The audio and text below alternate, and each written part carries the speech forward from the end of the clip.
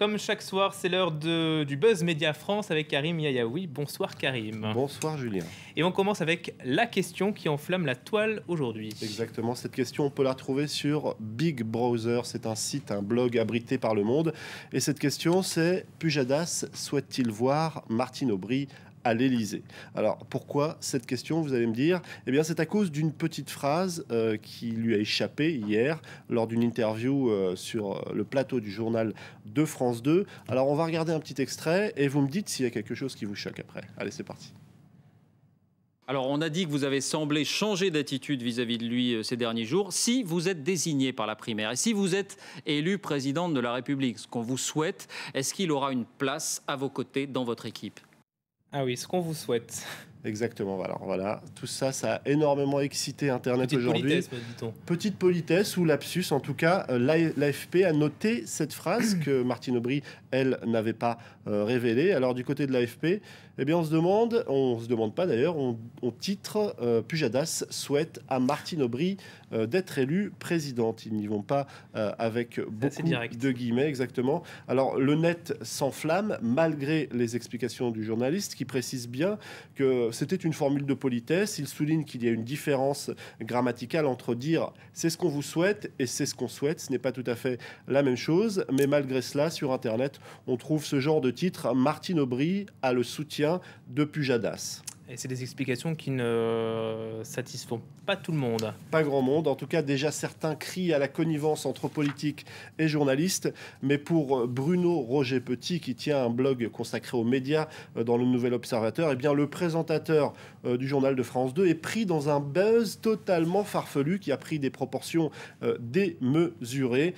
Pour une simple formule de courtoisie, David Pujadas est accusé d'avoir trahi le journalisme, d'être au service de la gauche, ou encore on en voit certains qui en appellent au Conseil supérieur de l'audiovisuel. Alors, il explique que tout ceci n'est que fumée, l'éditorialiste. Alors, le buzz Pujadas de ce mardi 6 septembre 2011 est, dit-il, comparable au buzz de la Porsche du printemps dernier. Alors, il y avait pas mal de gens qui avaient considéré que ça faisait pas le buzz à tort. En tout cas, pour Bruno Roger Petit, les deux histoires se valent.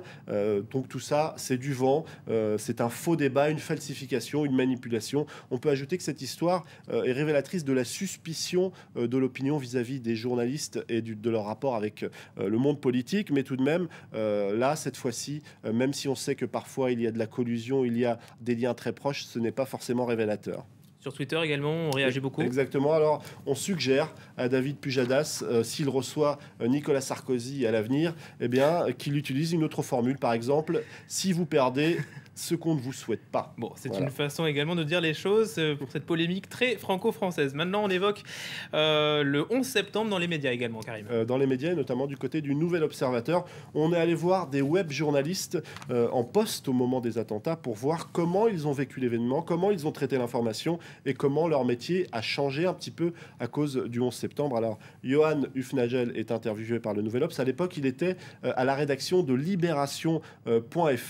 Il explique qu'il y avait une demande d'information totalement folle, frénétique, vorace, ce besoin de voir, de revoir, mais aussi de comprendre. Et il explique aussi que ce qui passait sur les chaînes d'information, eh bien, ça ne suffisait pas, ça ne suffisait plus. Et il explique aussi qu'à ce moment-là, on a vraiment senti l'importance du contenu généré par les utilisateurs. Alors, à l'époque, il n'y avait pas d'outils spécifiques, il y avait des appareils numériques, mais il y avait encore beaucoup d'appareils argentiques. Il explique que les gens sur place scannaient leurs photos avant de les envoyer. Il n'y avait pas non plus YouTube, Dailymotion, Twitter ou encore tous les sites qui permettent de communiquer à très grande vitesse et de faire parvenir des éléments. Et Google, à l'époque, n'avait que 3 ans. Depuis, ça a bien changé. Et puis, il y a une photo que vous nous faites découvrir, une photo controversée sur le 11 septembre. Alors, cette photo, on en parle sur Slate.fr qui nous demande: connaissez-vous la photo la plus controversée du 11 septembre? On la découvre.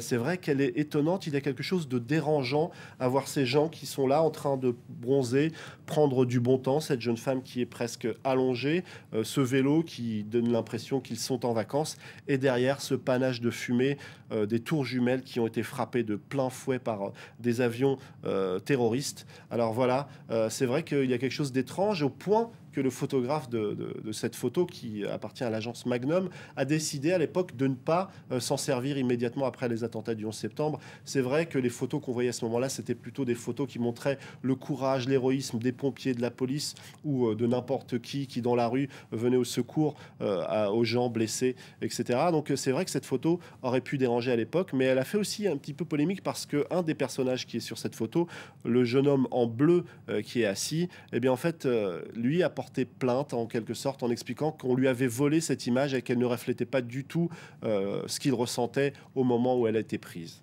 Photo inédite en tout cas. On évoque maintenant l'article de Libération qui a choqué les Lituaniens. Exactement, c'est un article signé Willy Neville, je vais essayer de vous le retrouver, le voilà, qui s'intitule « À Šiauliai », je ne sais pas si ça se prononce comme ça, c'est en Lituanie, on ne peut penser qu'au basket. Et en fait, cet article n'a pas du tout plu aux Lituaniens parce qu'il dresse un portrait de cette ville totalement horrible, presque une image de terreur. On a l'impression qu'il ne faut surtout pas aller dans cette région, ce coin qui abritait pourtant l'équipe de basket française. Du côté de la Lituanie, on a réagi plutôt mal. On considère que c'est un manque total de respect pour cette ville et pour le pays tout entier. Et on continue avec une histoire de pizza plutôt salée, rapidement. Alors, c'est-à-dire du côté de Sud-Ouest, 42 000 €. Ce sont les très coûteuses pizza parties du PS Montpellierin.